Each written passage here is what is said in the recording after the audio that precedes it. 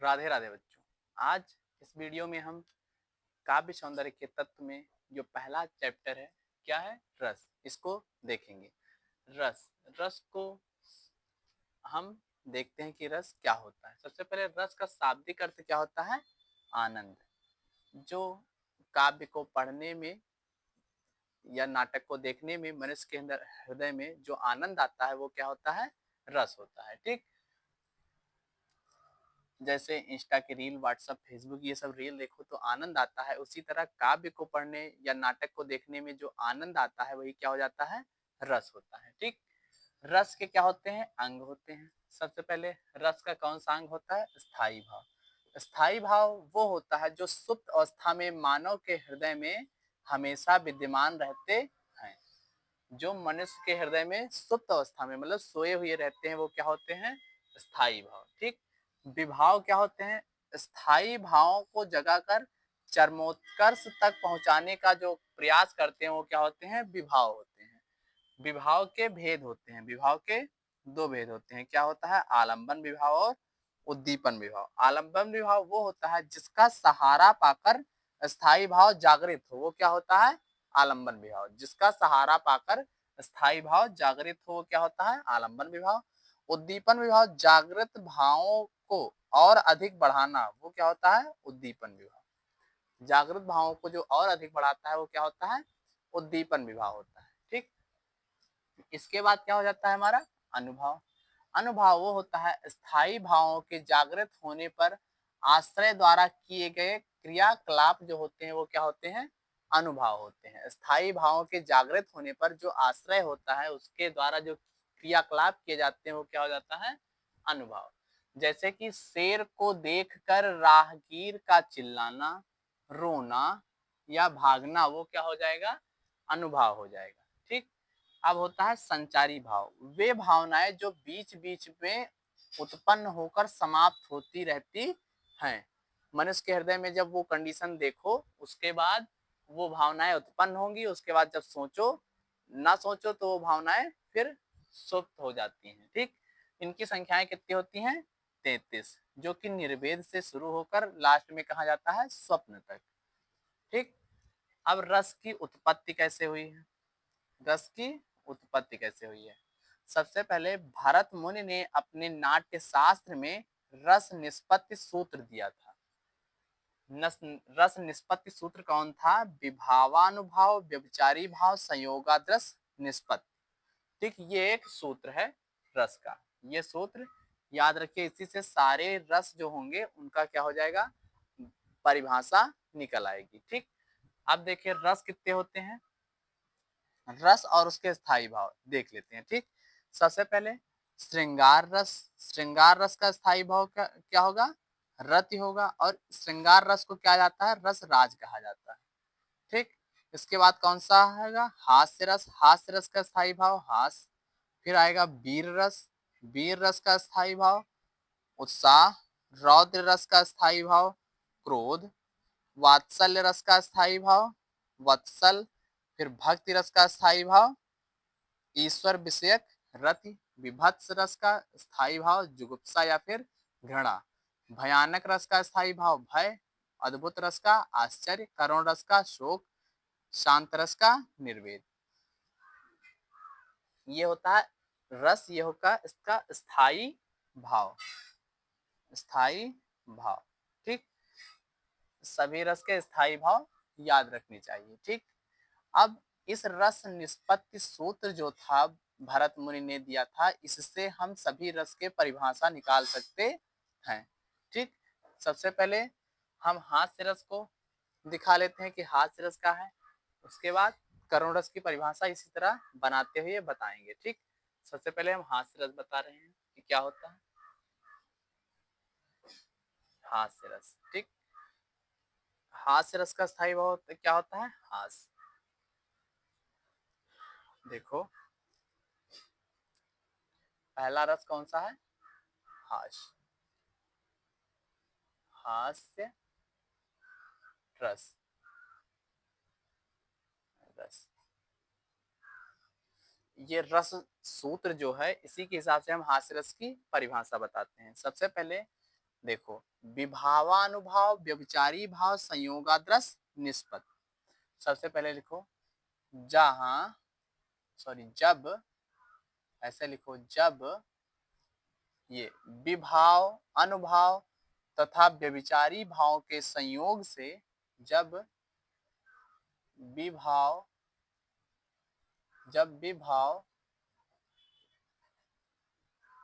अनुभाव, तथा व्यभिचारी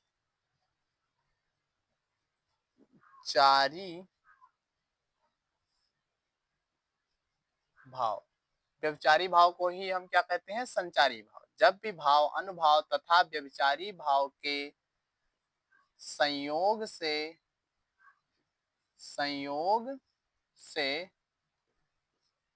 मनुष्य के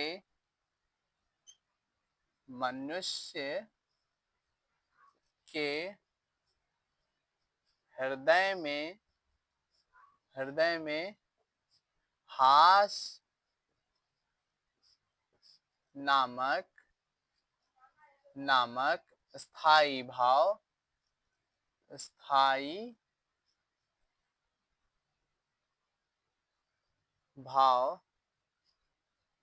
स्थायी भाव, जब विभाव, अनुभाव तथा व्यभिचारी भाव के संयोग से मनुष्य के हृदय में हास्य नामक स्थायी भाव जागृत हो, वहां हास्य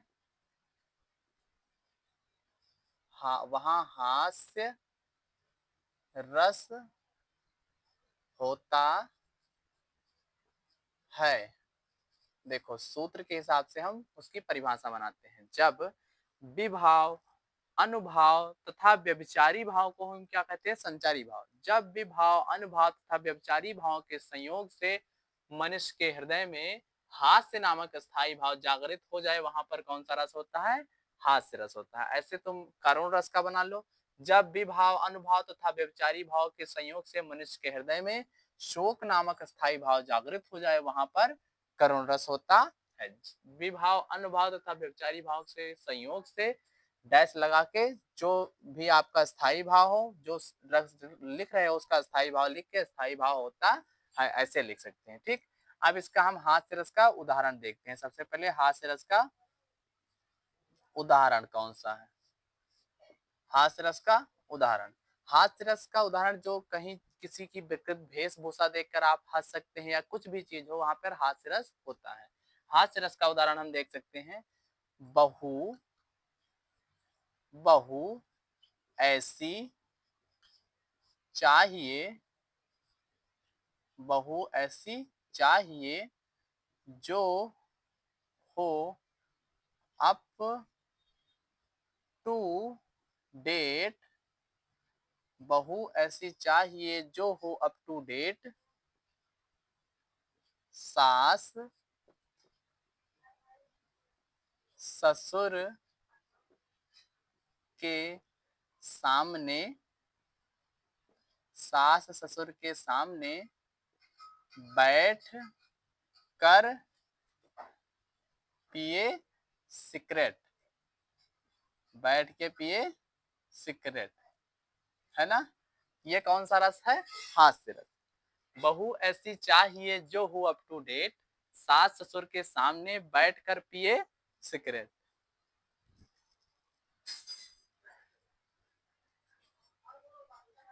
ठीक, अब दूसरा रस कौन सा होगा, करुण रस। ठीक, करुण रस कौन सा होगा, करुण रस। ऐसे ही बना सकते हैं, करुण रस बना सकते हैं। कौन सा,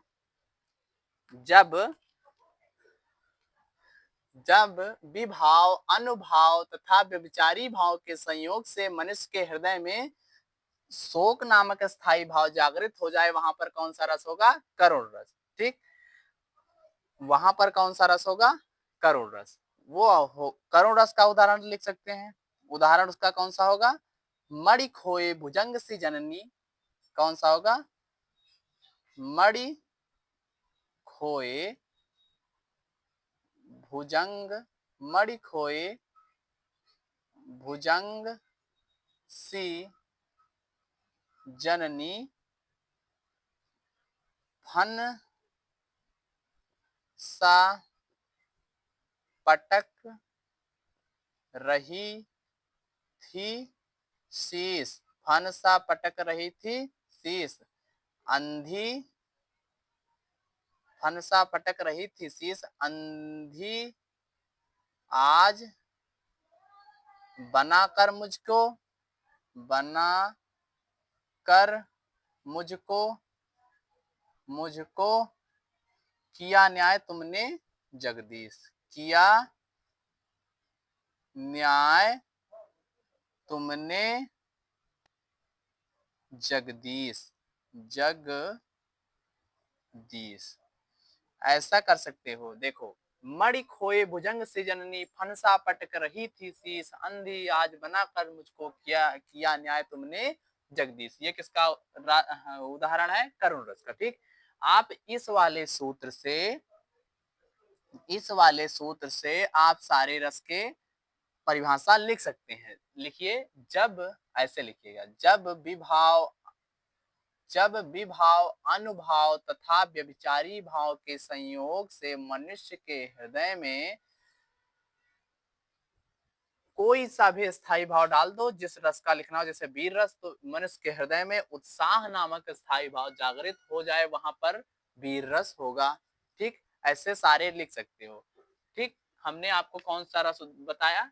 हास्य रस और करुण रस। आप सारे रस का लिख सकते हैं, लेकिन क्या चीज याद होना चाहिए? स्थायी भाव आपका सभी को याद होना चाहिए। ठीक, आपको वीडियो कैसा लगा कमेंट बॉक्स में जरूर बताना। ठीक, मिलते हैं नेक्स्ट वीडियो में, तब तक के लिए धन्यवाद।